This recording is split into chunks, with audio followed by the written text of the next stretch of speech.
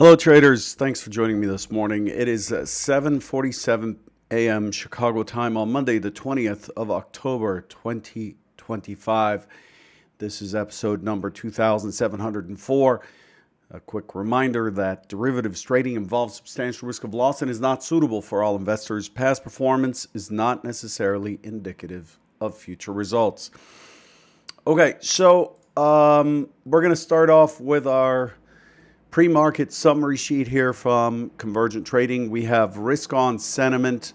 A quick note, as you may already know, AWS is down, was down. They had a pretty widespread outage, and it resulted actually in our Eurex data to be off. So we're getting, on Eurex, we're getting the last print, but we're not getting the missed range and volatility data from IQ feed. So the execution platform is just fine. Rhythmic does not rely on AWS for me. And for those who are using Rhythmic, they have their own data centers.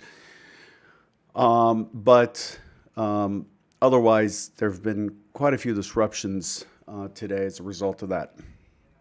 So risk on. The Russell's running a little bit this morning. Everything is positive.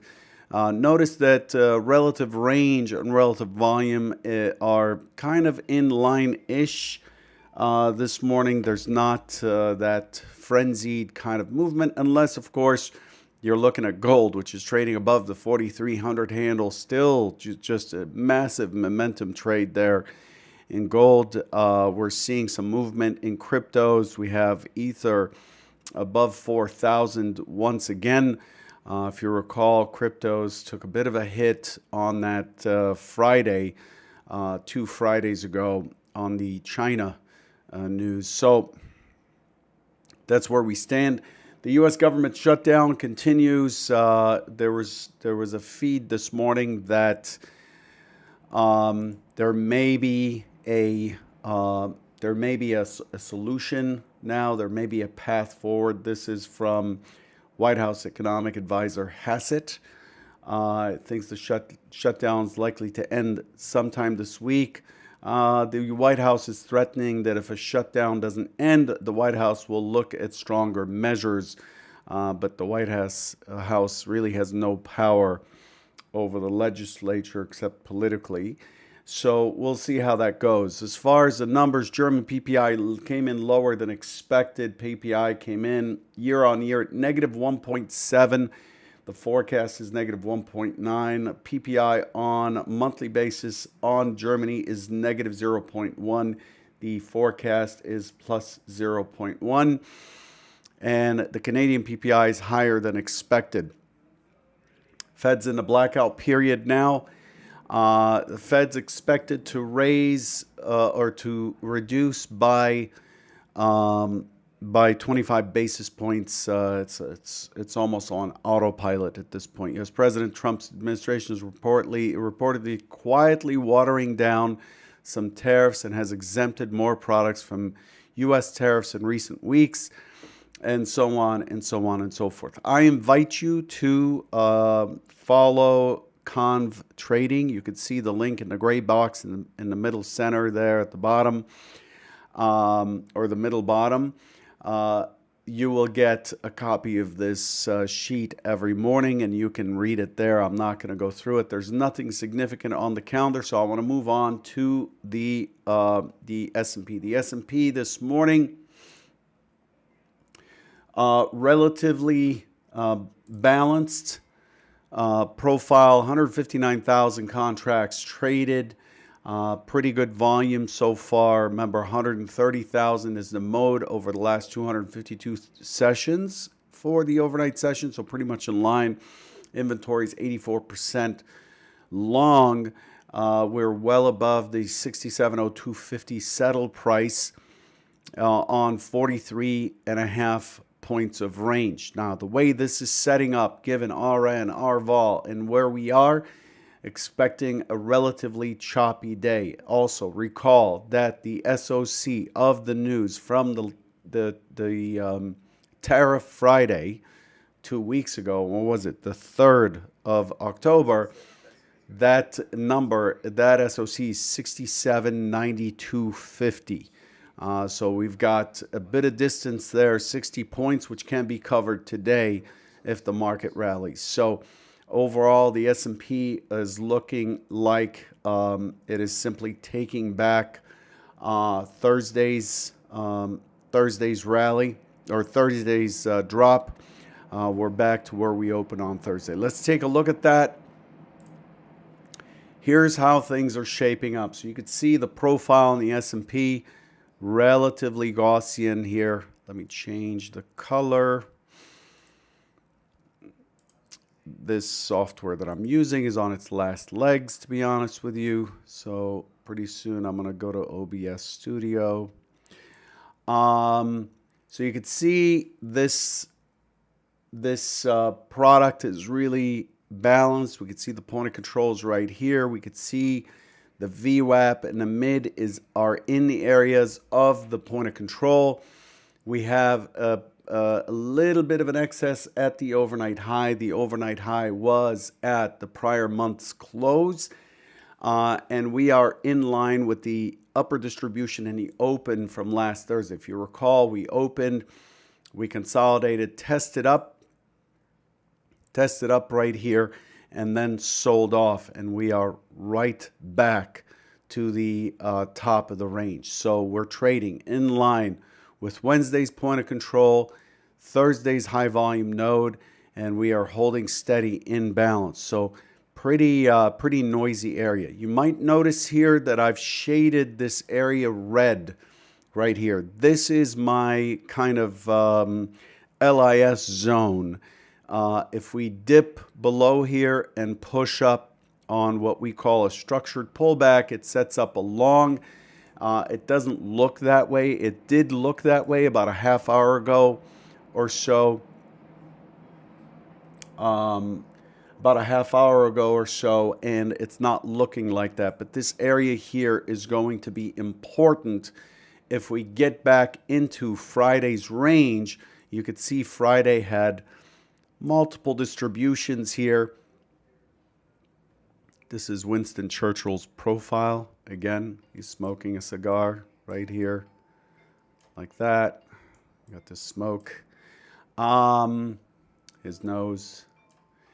So if we don't fall below that LIS zone, I'm looking at a push on the S&P right back up to the prior week's high at 67.68. So the primary scenario this morning, the way this is set up, we're opening in a slight gap against Friday, but we're opening in range of Thursday. So I'm looking for this thing to open, have a tiny little pullback, push up, squeeze through the overnight high for the overnight stat, consolidate up here a bit, and then start to drift up towards the prior week's high. So that's scenario one, relatively bullish. Friday had a clear test up with an excess. It had a clear test down with an excess. It had another test down with an excess, and it finished neutral extreme up.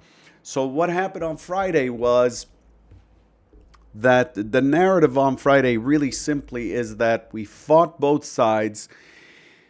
We extended the opening range, the initial balance up, down, and then we finished up. We finished in the upper quartile of the range, and that sets up a pretty bullish run, and that's what's feeding this primary scenario. Now, the better scenario, of course, is the contrarian scenario. That's what's likely to catch more people. And in that case, we have an open auction out of range, a test up. Remember, we're in a gap situation here, so gap rules apply. Push into this, this green zone, the beginning of the excess high, and then impulse down into the range, get back in here, try to get back out, and then fall through a red zone. Our red zone gets us the prior settle, and in that situation, we're likely to test right back into the 66.70 for the range. And so this is the secondary scenario, a much better scenario, of course, for day trading, but we're much more likely to squeeze higher today. So I'm going to, given the gap situation, given that it is in balance, expecting an open auction out of range. If we get anything else, that'll be interesting. But if we get an OAOR open, for those of you who are on your last day of the live trading execution labs on the accelerator program for Convergent, we're going to be looking for an OAOR. If we get an OAOR, we're going to sit until we get a structured pullback or some sort of a clear risk-reward play on a gap and go situation, and just the long is the play. If we get an open rejection reverse at the overnight high, meaning a liquidity check above the overnight high and a rotation down, then we have to sit again and wait for it to breach into the prior session's high right in here, this green zone here, and then pull back, fail back in. Then we'll look for the short, looking for the prior settle as our primary target, and then the extended push to 66.70. The 66.70 is interesting because it brings us back into this noisy trade right here, and it brings us back into this noisy trade right there. Now that's a mess of an image with Winston Churchill in the back smoking and everything else. But those are the two main ideas, okay? I don't have too much time because we got to start this live execution lab here in just a couple of minutes, so I have to hop off. But those are the main ideas. Now, looking at crude, Crude has got a decent base forming here. Crude is an interesting play, is giving us an interesting play. If you look at crude in the long run, you'll notice that Friday's action is really starting to look like it is basing. Crude has pushed through the 58, has pushed into the 56. The 58 was our primary target from September and the beginning of this month. 56 was the next play down. It got to 56.15 here, and then on Friday put in a balanced profile pretty much all day, just absolutely just chop fest. Just destroying anybody who's trading momentum, and then it finished strong. And what it has done since is it has consolidated and it has brought the point of control even lower. So you look at today's point of control, it's lower than Friday's, and so it's kind of stuck on top of this. If we squeeze down in crude, and there was some a little bit of news on crude here, if we squeeze down on crude, put in a higher low, and finish around or where the prior settle is at 57, in the 57 handle, crude is very likely to finally have a base to push back up. So crude is setting up a structured pullback here, potentially, as it retests. If it does not take out the 56.15, the bulls are going to likely have it. Okay? I'll leave you with that. Hopefully, this broadcast is making an impact on your trading. I don't have time to cover gold today, but we go back to our normal TraderBite schedule on Wednesday, and I'll have a little bit more time. I'm contemplating, here's a chance for you to vote. Is it better for you if this starts at 7:45 Central or 8 o'clock? Which one is better for you, 7:45 or 8 o'clock? Just vote. Just punch in 7:45 or 8 o'clock. That's my time, Chicago time, Central time, Exchange time. Let me know, and we'll see if we can adapt. So we'll come back on Wednesday and do a show, and then Friday we'll do a show, and we'll go back on that schedule. But I think I'm liking the 7:45 a little bit better. It gives me more time to get ready for trading, between 8:15 and 8:30. when the market opens. Good luck.